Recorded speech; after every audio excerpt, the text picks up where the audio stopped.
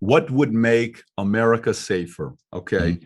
99% of America who has license to carry, or 99% of America who doesn't own a piece of gun, not a single gun? I'd say the former. Yeah, because I've asked the question before on my show. I call it the big red button question. I said, what if you live in a world where if you you had a red button right here. If you push this red button, all the guns disappear. Would you or would you not push the button? And people, when they ask me, would I push the button? I'd say no.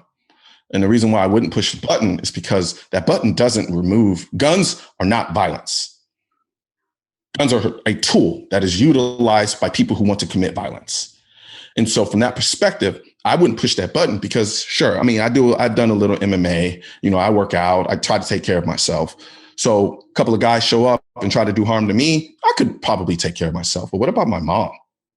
What about my grandmother? What about people who are more vulnerable, who are in positions who will legitimately become targets because they are seen as weaker? I think a world where we don't have those firearms, I believe the criminals would become more emboldened. That's what they call the great equalizer. Yep.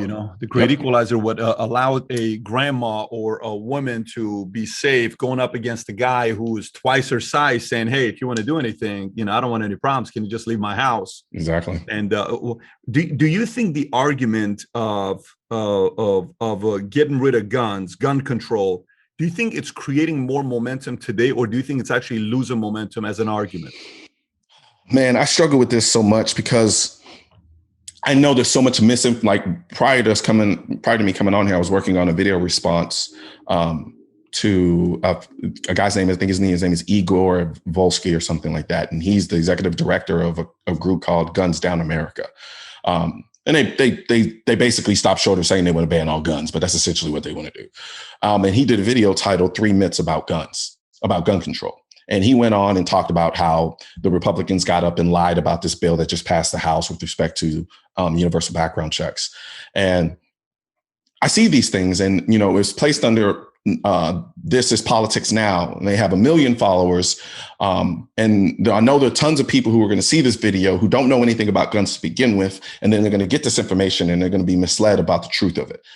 So then my little black ass has to come up here, put together a video to counter that information with objective information. But then I do great numbers, but I don't know if I can outdo a platform like This Is Now, and then all of the other platforms that have millions of followers. And then you have a ton of celebrities who are anti-gun, openly anti-gun about things. Like, how do I combat that? And so, but then there's another argument that says, well, when you tell people what they can't have, they want it more. Right. So when you have Joe Biden get up there and saying that he wants to ban AR-15s, and he wants to have buyback programs for those AR-15s to have you turn them in or register them and so forth and so on, I can see how that can then cause an effect where people want to go out and say, you know what? No, I'm going to go and buy these things. But more than that, what I think really did it, honestly, was COVID. I think COVID was the biggest driver, largely because it forced people to confront their vulnerability in a way that they never really had to before. And with respect to their dependency on the government. I am not anti-government. I'm just limited government. I just like my government to be as big as it technically kind of has to be in order to get certain things done, but I still want it as small as possible. And so what I think ended up happening is when you were seeing people get up there, I mean, yeah, people in Dallas, they had our leaders in Dallas saying, cops aren't going to be coming out for certain phone calls. Right. And then they were seeing the mayhem that was going on in the streets. You had literally whole sections of Seattle being taken over by people. So when people started to see this and they realized, no, I can't just pick up the phone and call the cops and say, hey, come here and deal with this problem.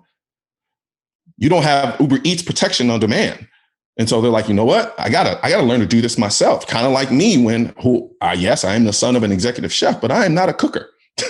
But when Uber Eats stops working for a couple of days and I can't order food, guess what I'm gonna have to do? I'm gonna have to learn how to cook. That's right. And so a lot of people realize immediately, oh, wow, like I'm on my own here. Even people who are radically anti-gun, because that reality trumped any ideology that they may have. I hate the fact that the whole firearms conversation is even politicized. It should not be politicized. It shouldn't. But it is. The fact that it's so cleanly divided down the middle between Democrats and Republicans or liberals versus conservatives is insane to me. but here we are, and it is what it is. So to answer your question in short, I think it does a little bit of both. I think some of the rhetoric causes people to buy guns, but then I think more so it misinforms people and causes them to vote for things that I think are to their disadvantage with respect to the issue of guns in this country, because they don't know. There are so many people who literally think we don't have background checks for guns because of the way that they talk about background checks, because there's a distinction between background checks and universal background checks. A lot of people don't know that. But when they do a poll, they don't ask, are you in favor of universal background checks? No, they say, are you in favor of background checks? It's like, well, yeah, I'm in favor of background checks. But the issue isn't that simplistic. It's complicated for a reason. And the reason why, and they like to call it a loophole. It's not a loophole. It was purposely designed not to include this segment of gun buyers, purposefully. But they don't say it like that. And so it's these people who become misinformed on the issue and then have a false sense of information when they come and talk to someone like me about the issue. And so then I have to almost kind of re-educate, then rehab that conversation. So if you like this little short clip from an interview I did, click over here to watch the entire interview. And please don't forget to subscribe to the channel. Take care, everybody. Bye-bye.